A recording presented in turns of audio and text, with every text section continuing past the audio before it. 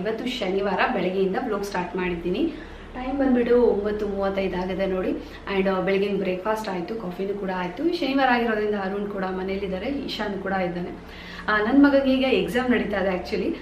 So ಹಾಗಾಗಿ ತುಂಬ ವ್ಲಾಗ್ಸ್ಗಳು ನಾನು ಮಾಡೋಕ್ಕಾಗಲಿಲ್ಲ. ನನಗೆ ಫಸ್ಟು ಪ್ರಿಯಾರಿಟಿ ಏನು ಅಂದರೆ ನನ್ನ ಮಗನ ಓದಿಸ್ಬೇಕು. ನಿಮ್ಮೆಲ್ಲರಿಗೂ ಗೊತ್ತಿರೋ ಹಾಗೆ ಅವ್ನಿಗೆ ಹಾಫ್ ಡೇ ಇರುತ್ತೆ ಯಾವಾಗ್ಲೂ. ಬೆಳಗ್ಗೆ ಹೋಗಿ ಮಧ್ಯಾಹ್ನ ಬಂದುಬಿಡ್ತಾನೆ. ಆಮೇಲೆ ಅವ್ನ ಆ್ಯಕ್ಟಿವಿಟಿ ಕ್ಲಾಸಸ್, ಅವ್ನ ಸ್ಟಡೀಸು ಅದು ಇದೆಲ್ಲ ನೋಡಿಕೊಂಡು ನನಗೆ ಫ್ರೀ ಸಿಕ್ಕಿದಾಗ ಅದ್ರ ಜೊತೆಗೆ ಇನ್ನೊಂದು ಏನು ಅಂದರೆ ಈ ಸಲ ನಾನು ಅಂದ್ಕೊಂಡಿರೋದು ಈಗ 1-2 ತಿಂಗಳಿಂದ ಏನಾದರೂ ಯೂಸ್ಫುಲ್ ಆಗುವಂಥ ಕಂಟೆಂಟ್ ಇದ್ರಷ್ಟೇ ವ್ಲಾಗ್ ಮಾಡಬೇಕು ಅಂತ ಡಿಸೈಡ್ ಮಾಡ್ಕೊಂಡಿದ್ದೀನಿ. ಸೊ ಎವ್ರಿ ಡೇ ಅದೇ ತಿಂಡಿ ತಿಂದ್ವಿ, ಕಾಫಿ ಕುಡಿದ್ವಿ, ಅದು ಮಾಡಿದ್ವಿ, ಇದು ಮಾಡಿದ್ವಿ, ಹಂಗಿತ್ತು ಹಿಂಗಿತ್ತು ಅಂತ ಅದೇ ರೊಟೀನ್ ತೋರಿಸ್ತಾ ಹೋದರೆ ನಿಮಗೂ ನೋಡೋದು ಬೋರ್ ಆಗುತ್ತೆ. ಯಾಕೆಂದರೆ ಎಲ್ಲರ ಮನೇಲೂ ಅದೇ ಮಾಡೋದು, ಅದರಲ್ಲಿ ಏನು ಸ್ಪೆಷಲ್ ಅಂತ ಏನೂ ಅನಿಸೋದಿಲ್ಲ. ಅದು ಹೆಂಗಾಗ್ಬಿಡುತ್ತೆ ಅಂದರೆ ಜಸ್ಟ್ ಮಿರರ್ ಹಿಡ್ದಂಗೆ ಆಗುತ್ತೆ. ಈಗ ನಾವು ಏನು ರೊಟೀನ್ ಮಾಡ್ತಿದ್ದೀವಿ ಅದನ್ನೇ ನಿಮ್ಗೆ ತೋರಿಸಿದಾಗ ಅಯ್ಯೋ ನಮ್ಮ ಮನೇಲೂ ಇದಿದೆ ಇದೇನಪ್ಪ ಅಂತ ನಿಮಗೂ ಬೋರಿಂಗ್ ಆಗ್ಬೋದು ನೋಡೋದಕ್ಕೆ. ಅದಕ್ಕೋಸ್ಕರ ನಾನು ಸ್ವಲ್ಪ ಕಂಟೆಂಟ್ ಚೆನ್ನಾಗಿದ್ದಾಗ ವ್ಲಾಗ್ ಮಾಡೋಣ ಅಂದ್ಬಿಟ್ಟು ಡಿಸೈಡ್ ಮಾಡಿ ಅದು ಒಂದು ರೀಸನ್ ಇರ್ಬೋದು. ಹಾಗಾಗಿ ವ್ಲಾಗ್ ಕಡಿಮೆ ಆಗ್ತಾಯಿದೆ. ಆ್ಯಂಡ್ ನೀವೆಲ್ಲ ತುಂಬ ಜನ ಕೇಳಿದ್ದೀರಾ ಡಯಟ್ ರೆಸಿಪಿಗಳು ತೋರಿಸಿ ಮತ್ತು ಡಯಟ್ ಮತ್ತೆ ಸ್ಟಾರ್ಟ್ ಮಾಡಿ ವೀಡಿಯೋಸ್ನ ಅಂತ. ಡೆಫಿನೆಟಾಗಿ ಮಾಡ್ತೀನಿ. ತುಂಬ ಮೆಸೇಜಸ್ ಬಂದಿದೆ, ಬ್ಯಾಚುಲರ್ಸ್ಗೆ ಹೇಳ್ಕೊಡಿ ಯಾವ ರೀತಿ ಡಯಟ್ ಮಾಡಬೇಕು ಅಂತ, ಆಮೇಲೆ ರೆಸಿಪಿಗಳು ತೋರಿಸಿ ಅಂತ ಕೇಳ್ಕೊಂಡಿದ್ದೀರಾ. ಸೊ ಅದಕ್ಕೂ ನಾನು ಇನ್ನೂ ರಿಪ್ಲೈ ಮಾಡಿಲ್ಲ. ತುಂಬ ಮೆಸೇಜ್ಗಳು ಬರ್ತಾ ಇದೆ, ಒಂದೊಂದಾಗಿ ಮಾಡ್ತಾ ಹೋಗ್ತೀನಿ. ಇನ್ನೇನು ನನ್ನ ಮಗನಿಗೆ ಇನ್ನೊಂದು 3 ಪೇಪರ್ ಇದೆ ಎಕ್ಸಾಮ್ದು. ಅದು ಫಿನಿಶ್ ಆದರೆ ನನಗೆ ಇನ್ನು ಸಮ್ಮರ್ ವೆಕೇಷನ್ ಅವನಿಗಲ್ಲ ನನಗೇನೆ ಅಂತಲೇ ಹೇಳ್ಬೋದು. ಸೊ ಆ ಟೈಮಲ್ಲಿ ಇದನ್ನೆಲ್ಲ ಒಂದೊಂದಾಗಿ ಮಾಡಿ ನಿಮ್ಗಳಿಗೆ ಡೆಫಿನೆಟಾಗಿ ಶೇರ್ ಮಾಡ್ಕೋತೀನಿ ವೀಡಿಯೋಸ್ನ. ಇವತ್ತಿನ ವ್ಲಾಗ್ ಸ್ವಲ್ಪ ಇಂಟ್ರೆಸ್ಟಿಂಗ್ ಆಗಿರುತ್ತೆ, ಕೊನೆ ತನಕ ನೋಡಿ. ಆ್ಯಂಡ್ ಯೂಸ್ಫುಲ್ ಆಗುತ್ತೆ ಅಂತ ಅಂದ್ಕೊಂಡಿದ್ದೀನಿ. ಬಿಕಾಸ್ ನಾನು ಇವತ್ತು ರೈಸ್ ಕುಕ್ ಮಾಡಿದ್ದೆ, ವೈಟ್ ರೈಸು. ಬಟ್ ಮಾಡಾದ್ಮೇಲೆಲ್ಲ ಹೇಳಿದ್ರು ನಮ್ಗೆ ಅನ್ನ ಬೇಡ, ಗೀ ರೈಸ್ ಬೇಕು ಅಂತ. ಸೊ ಹಾಗಾಗಿ ಗೀ ರೈಸ್ ಮತ್ತೆ ಮಾಡಿದ್ದಾಯಿತು. ಈಗ ಉಳ್ಕೊಂಡಿರೋ ಅನ್ನನ ಏನು ಮಾಡ್ಬೋದು ಅಂತ ನಿಮ್ಗಳ ಜೊತೆ ಶೇರ್ ಮಾಡ್ಕೋತೀನಿ. ಡೆಫಿನೆಟಾಗಿ ಈ ಪ್ರಾಬ್ಲಮ್ನ ಎಲ್ಲರೂ ಫೇಸ್ ಮಾಡಿರ್ತೀರ. ಎವ್ರಿಡೇ ನಾವು ಸೌತ್ ಇಂಡಿಯನ್ಸ್ ಏನು ಮಾಡ್ತೀವಿ, ಎವ್ರಿಡೇ ನಾವು ಅನ್ನ ಮಾಡೇ ಮಾಡ್ತೀವಿ. ವೈಟ್ ರೈಸ್ ಸಾಂಬಾರಿಗೆ ಉಳ್ಕೊಳ್ಳುತ್ತೆ. ಕೆಲವು ಸಲ ಯಾವ್ದಾರ ಫಂಕ್ಷನ್ಸ್ ಇದ್ದಾಗಂತೂ ತುಂಬ ಅನ್ನ ಉಳ್ಕೊಂಡ್ಬಿಡುತ್ತೆ. ಆಗ ಏನು ಮಾಡೋದು, ತೊಗೊಂಡಾಗ ಹೊರಗಡೆ ಚೆಲ್ತಾರೆ, ಇಲ್ಲ ಹಸು ಕೊಡ್ತಾರೆ ಅಥವಾ ನಾಯಿಗೆ ಹಾಕ್ತಾರೆ. ಈ ಥರ ಸಿಟಿಲಿ ಇರೋರು ಅಂತ ಏನು ಮಾಡೋದು, ಡೈರೆಕ್ಟ್ ಡಸ್ಟ್ಬಿನ್ಗೆ ಹೋಗುತ್ತೆ. ಅದ್ರ ಬದಲು ಅದನ್ನು ನಾವು ಯಾವ ರೀತಿ ಬಳಕೆ ಮಾಡ್ಕೊಳ್ಬೋದು ಅಂತ ತೋರಿಸ್ಕೊಡ್ತೀನಿ. ತುಂಬ ಇನೋವೇಟಿವ್ ಆಗಿದೆ ಅಂತಲೇ ಹೇಳ್ಬೋದು, ಯೂಸ್ಫುಲ್ ಕೂಡ ಆಗುತ್ತೆ. ಆ್ಯಂಡ್ ಅಯ್ಯೋ ಓಕೆ ಅನ್ನೋಂಗಿಲ್ಲ, 100% ನಿಮಗೆ ಸ್ಯಾಟಿಸ್ಫ್ಯಾಕ್ಷನ್ ಸಿಗುತ್ತೆ ಈ ರೈಸ್ನ ನೀವು ಯೂಸ್ ಮಾಡ್ಕೊಂಡು ಮಾಡೋದ್ರಿಂದ. ಸೊ ಏನು ಮಾಡ್ತಾ ಇದ್ದೀನಿ ಅಂತ ಶೇರ್ ಮಾಡೇ ಮಾಡ್ತೀನಿ. ಹಾಗಾಗಿ ಈ ವಿಡಿಯೋ ಅಂದರೆ ಈ ವ್ಲಾಗ್ನ ಹೆಂಡು ತನಕ ನೋಡಿ. ಇನ್ನೊಂದು ಟಿಪ್ ಏನು ಶೇರ್ ಮಾಡ್ಕೋತಾ ಇದ್ದೀನಿ ಅಂತಂದರೆ, ನಿಮ್ಮೆಲ್ಲರಿಗೂ ಗೊತ್ತಿರ್ಬೋದು ಬಿದ್ರು ಒಂದು ಮೊರ ಅಥವಾ ಪುಟ್ಟಿ. ಸೊ ಬಿದ್ರಿಂದ ಹೆಣ್ದಿರೋಂಥ ಸಾಮಾನುಗಳನ್ನ ಹಾಗೆ ಮುಟ್ಟಿದ್ರೆ ಚುಚ್ಚುತ್ತೆ ಅದ್ರದ್ದು. ಸೊ ಅದಕ್ಕೆ ಏನು ಮಾಡ್ತಿದ್ರು ಹಿಂದೆ ಅಂದರೆ ಒಂದು ಕೋಟಿಂಗ್ ಮಾಡ್ಕೋತಿದ್ರು, ಪೇಪರು ಮತ್ತು ಮೆಂತ್ಯ ಎಲ್ಲ ಆಡಿಸ್ಬಿಟ್ಟು. ಸೊ ಅದನ್ನು ಯಾವ ರೀತಿ ಮಾಡ್ಕೊಳ್ಬೋದು ಅಂತ ತೋರಿಸ್ಕೊಡ್ತಾ ಇದ್ದೀನಿ. ಡೆಫಿನೆಟಾಗಿ ನಿಮ್ಗೆ ಇದೆಲ್ಲರಿಗೂ ಗೊತ್ತಿರುತ್ತೆ. ಕೆಲವರಲ್ಲಿ ಅಂದರೆ 100ಕ್ಕೆ ಒಬ್ರು ಗೊತ್ತಿಲ್ಲ ಅಂದ್ರೂ ಒಬ್ಬರು ನೋಡಿದ್ರೂ ಸ್ಯಾಟಿಸ್ಫ್ಯಾಕ್ಷನ್ ಆಗುತ್ತೆ. ನನಗೆ ಅಟ್ಲೀಸ್ಟ್ ಒಬ್ರಿಗಾದ್ರೂ ಗೊತ್ತಾಯ್ತಲ್ಲ ನಾನು ಶೇರ್ ಮಾಡಿರೋಂಥ ಇನ್ಫಾರ್ಮೇಷನ್ ಅಂತ.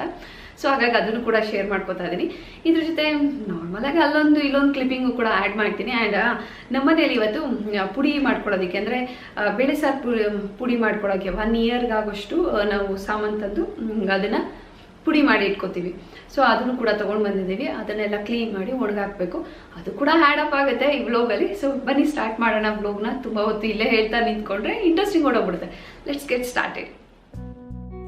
ಫಸ್ಟು ನಾನಿಲ್ಲಿ ಶೇರ್ ಮಾಡ್ತಾ ಇರೋದೇನು ಅಂತಂದರೆ, ಬಿದಿರು ಮೊರ ಅಥವಾ ಪುಟ್ಟಿಗೆ ಯಾವ ರೀತಿ ನಾವು ಪೇಸ್ಟ್ ಮಾಡ್ಕೊಳ್ಳೋದು ಅಂತ. ಅದಕ್ಕೆ ನ್ಯೂಸ್ ಪೇಪರ್ ಆದರೂ ಆಗ್ಬೋದು ಅಥವಾ ವೇಸ್ಟೇಜ್ ಯಾವುದಾದ್ರೂ ಪೇಪರ್ ಇದ್ರೂ ಆಗುತ್ತೆ. ಅದನ್ನು ಸ್ಮಾಲ್ ಪೀಸಸ್ಸಾಗಿ ಕಟ್ ಮಾಡಿಕೊಂಡು ಅದಕ್ಕೆ ಸ್ವಲ್ಪ ಮೆಂತ್ಯ ಹಾಕಿ ನೀರು ಹಾಕ್ಬಿಟ್ಟು 1 ದಿನ ಕಂಪ್ಲೀಟಾಗಿ ನೆನೆಸ್ಕೊಳ್ಬೇಕು.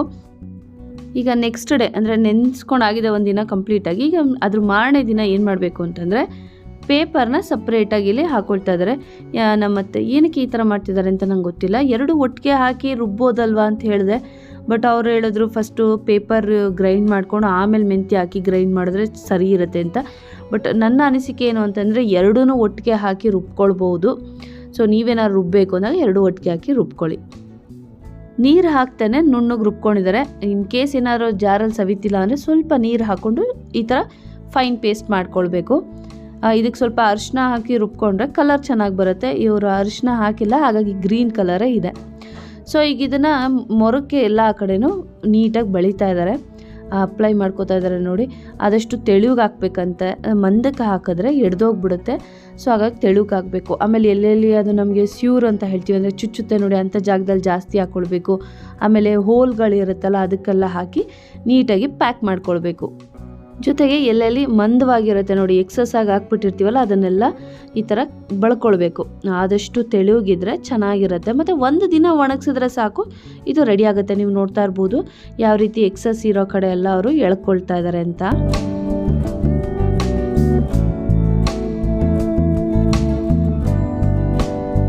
ಮುಂದೆ ಹೇಗೆ ಮಾಡ್ಕೊಂಡ್ರೋ ಅದೇ ರೀತಿ ಹಿಂದೆನೂ ಕೂಡ ನೋಡಿ ಅಪ್ಲೈ ಮಾಡ್ಕೊಳ್ತಾ ಇದ್ದಾರೆ. ಎಲ್ಲ ಕಡೆ ನೀಟಾಗಿ ಕೋಟಿಂಗ್ ಮಾಡ್ಕೊಳ್ಬೇಕು. ಇದೇ ಥರ ವರ್ಷಕ್ಕೊಂದ್ಸಲನಾದರೂ ಮಾಡ್ಕೊಳ್ಬೇಕಂತೆ. ಅದರಲ್ಲೂ ಗೌರಿ ಹಬ್ಬದಲ್ಲಿ ಈ ರೀತಿ ಮಾಡ್ತಾರಂತೆ. ಸೊ ನಮ್ಮ ತುಂಬ ವರ್ಷಗಳಾಗಿತ್ತು ಈ ಸಲ ಮಾಡಿಸ್ತಾ ಇದ್ದೀನಿ. ಹಾಗೆ ಮ್ಯಾಟ್ ಎಲ್ಲ ಗಲೀಜಾಗಿತ್ತು. ಇದನ್ನೆಲ್ಲ ಮಾಡುವಾಗ ಆದಷ್ಟು ಕೆಳಗಡೆ ಪೇಪರು ಅದು ಇದು ಹಾಕ್ಕೊಂಡ್ರೆ ನೆಲ ಎಲ್ಲ ನೀಟಾಗಿರುತ್ತೆ.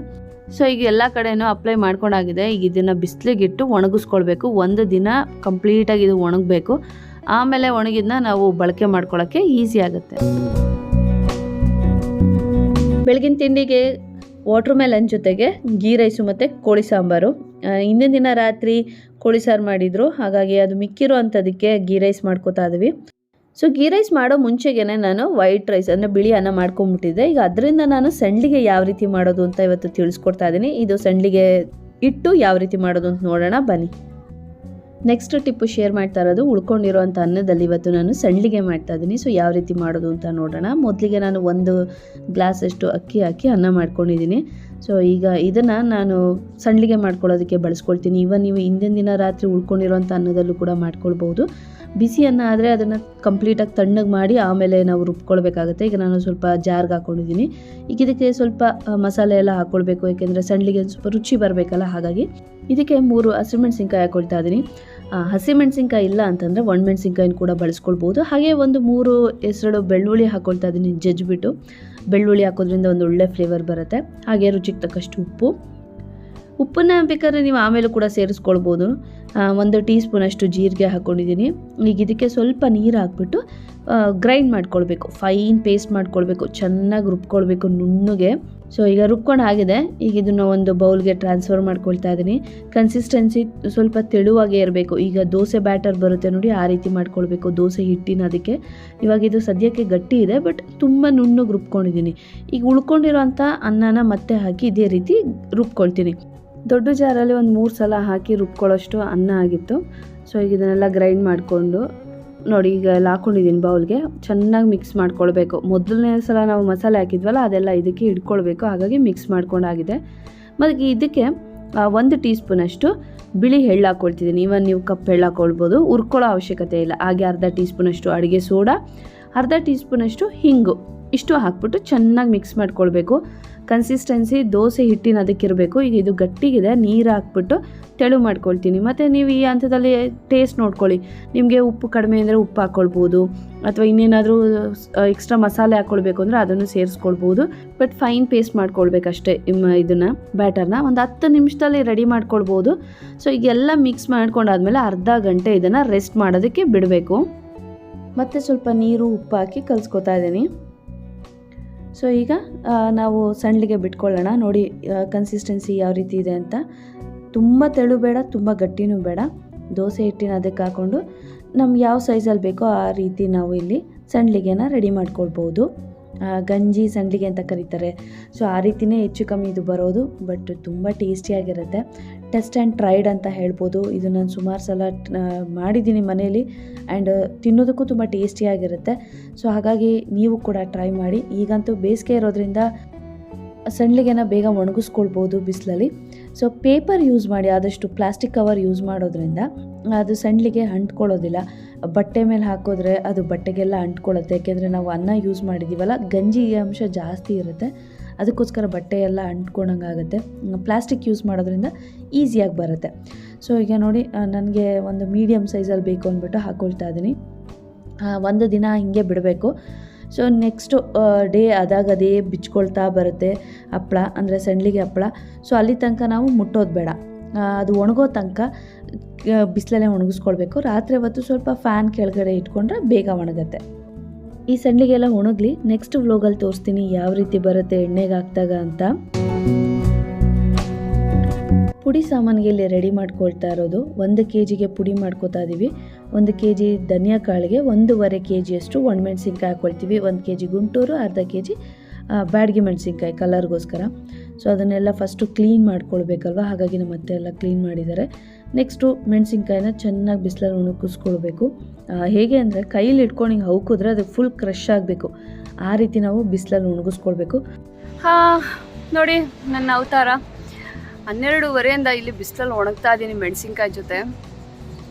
ಏನು ಲಾನಿಗೆ ಬಂದಿದ್ವಿ ಮೆಣಸಿನ್ಕಾಯಿ ಒಣಗ್ಸೋಣ ಅಂತ. ಸೊ ನಿನ್ನೆ ವ್ಲಾಗ್ ಸ್ಟಾರ್ಟ್ ಮಾಡಿದ್ದು ನೋಡಿದ್ರಿ ಏನೆಲ್ಲ ಮನೇಲಿ ಅದು ತಯಾರಿ ನಡೀತಿತ್ತು ಅಂತ. ಪುಡಿ ಮಾಡೋದಕ್ಕೆ ಅಂದರೆ ಒಂದು ವರ್ಷಕ್ಕಾಗೋಷ್ಟು ನಾವು ಪುಡಿ ಮಾಡಿ ಇಟ್ಕೊಳ್ತೀವಿ, ಬೇಳೆ ಸಾರು ಪುಡಿ, ಈವನ್ ಮಟನ್ ಸಾರೋದು ಕೂಡ. ಬಟ್ ಈಗ ಸದ್ಯಕ್ಕೆ ಬೇಳೆ ಸಾರು ಪುಡಿ ಖಾಲಿ ಆಗ್ತಾ ಇದೆ. ಹೇಗಿದ್ರು ಅತ್ತೆ ಇದ್ರಲ್ಲ, ಅದಕ್ಕೆ ಅವ್ರ ಕೈಲೇ ಮಾಡಿಸ್ಕೊಳ್ಳೋಣ, ನಾನು ನೋಡ್ಕೊಳೋಕ್ಕಾಗುತ್ತೆ, ಕಲ್ತ್ಕೊಳೋಕ್ಕಾಗುತ್ತೆ ಅಂದ್ಬಿಟ್ಟು ಸಾಮಾನೆಲ್ಲ ತರಿಸಿದ್ದೆ.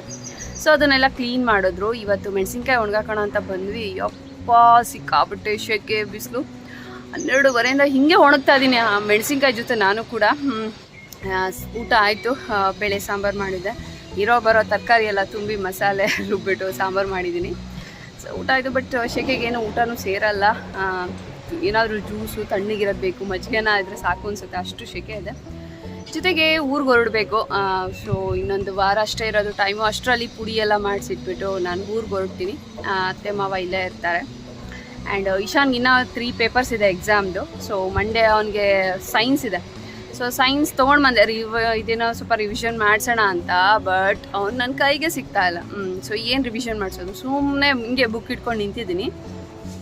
ಆ್ಯಂಡ್ ಇನ್ನೇನು ಹೇಳೋದು, ಸದ್ಯಕ್ಕೆ ಮೆಣಸಿನ್ಕಾಯಿ ಒಣಗಿಸಿ ಮನೆಗೆ ಹೋದರೆ ಸಾಕಾಗಿದೆ. ರಾತ್ರಿ ಎಲ್ರದ್ದು ಊಟ ಆದಮೇಲೆ ಮಧ್ಯರಾತ್ರಿಲಿ ನೋಡಿ ಅಡುಗೆ ಮನೇಲಿ ಇಬ್ಬರು ಏನು ಮಾಡ್ತಿದ್ದಾರೆ ಅಂತ ರೆಡ್ ಹ್ಯಾಂಡಾಗಿ ಸಿಗಾಕೊಂಡಾಗ ನಗೋದು. ಸೊ ಮ್ಯಾಗಿ ಪ್ರಿಪೇರ್ ಮಾಡ್ಕೋತಾ ಇದ್ದಾರೆ. ಮ್ಯಾಗಿ ಜೊತೆಗೆ ಆಮ್ಲೆಟ್ ಕೂಡ ಇರುತ್ತೆ. ತುಂಬ ಸಲ ಅವ್ರು ಏನು ಮಾಡ್ತಾರೆ ಅಂದರೆ, ಏನಾದ್ರು ತಿನ್ನಬೇಕು ಅನಿಸ್ದಾಗ ತುಂಬ ಲೇಟ್ ಆಗಿಬಿಟ್ಟಿರುತ್ತಲ್ಲ, ಆಗ ಮ್ಯಾಗಿ ಮಾಡ್ಕೊಳ್ತಾರೆ. ಎಪ್ಪಿ ನೂಡಲ್ಸ್ ಬರುತ್ತಲ್ಲ ಅದು. ಯಾವಾಗ್ಲೂ ಇಶಾನ್ ಮತ್ತು ಅವ್ರ ಅಪ್ಪನೇ ಸೇರ್ಕೊಂಡು ಮಾಡೋದು. ನನಗೆ ಇದೆಲ್ಲ ಇಷ್ಟ ಆಗೋಲ್ಲ. ಈ ಥರ ಎಲ್ಲ ನಾನು ಎಂಕರೇಜು ಕೂಡ ಮಾಡಲ್ಲ. ಲೇಟ್ ನೈಟು ಯಾರೂ ತಿನ್ನಬಾರ್ದು ಅಂತ ನಾನು ಹೇಳೋದು. ಬಟ್ ಇವರಿಬ್ಬರು ಕೇಳಲ್ಲ, ಹಾಗಾಗಿ ಇವರೇ ಬಂದು ಇವರೇ ಮಾಡ್ಕೊಳ್ತಾರೆ. ಆ್ಯಂಡ್ ಇದೊಂಥರ ಫನ್ ಟೈಮ್ ಅಂತ ಅವ್ರು ಹೇಳ್ತಾರೆ. ಇಬ್ಬರು ಒಂದಷ್ಟು ಮಾತಾಡಿಕೊಂಡು ಒಟ್ಟಿಗೆ ಸೇರಿಕೊಂಡು ಅಡುಗೆ ಮಾಡ್ಕೊಂಡು ತಿನ್ನೋದು ಚೆನ್ನಾಗಿರುತ್ತಂತೆ. ಸೊ ಫೈನಲಿ ರೆಡಿಯಾಗಿದೆ. ಟೈಮ್ ಬಂದುಬಿಟ್ಟು 11:50 ಸೊ ಇಲ್ಲಿ 4th ಮೀಲ್, ನನ್ನ ಮಗಂದು 4th ಮೀಲ್ ನಡೀತಾ ಇದೆ ನೋಡಿ. ಅದೇ ನೀನೇ ನನ್ನ ಸಣ್ಣ ಅಲ್ವಾ, ಅದಕ್ಕೆ ನನ್ನ ಮಗ ಅಂತೇಳಿ ಇದು ಕಣೋ.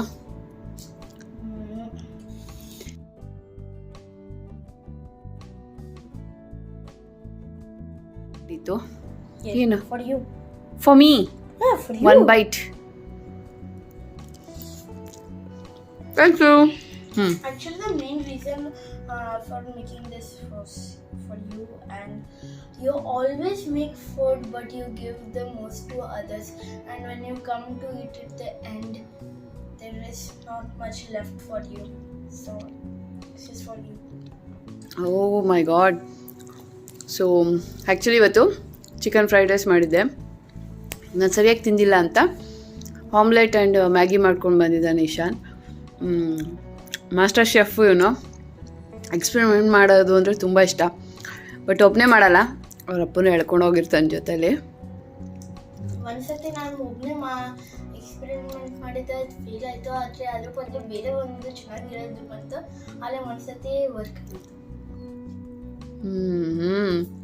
You got strawberry also. ಇದೇನೋ ನೀನೇ ತಿಂತಾ ಇದೆಯಾ ಮತ್ತೆ? ನೋಡಿ ಗೊತ್ತಾಯ್ತಾ, ಹೆಸರು ಮಾತ್ರ ನಂದು, ಆಮೇಲೆಲ್ಲ ನನ್ನ ಮಗಂದೇನೆ.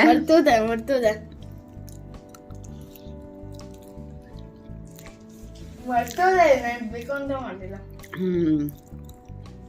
Nice Ishan, thank you. Welcome.